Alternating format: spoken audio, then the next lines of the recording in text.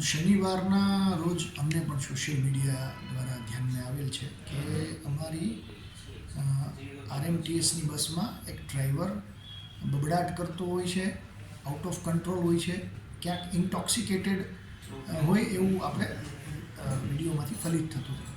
એ ધ્યાને લઈ અને ડિસિપ્લિનરી એક્શનના ભાગરૂપે અમે તાત્કાલિક અસરથી એને ટર્મિનેટ કર્યું અને એજન્સી પાસેથી અમે ખુલાસો જવાબ માંગ્યો કે આવું કેમ બનવા પામેલ છે. આજે રાજકોટ સિટીના જે પેસેન્જર્સ છે એમની ગરિમા જળવાય તેના માટે આવું કેમ બન્યું છે.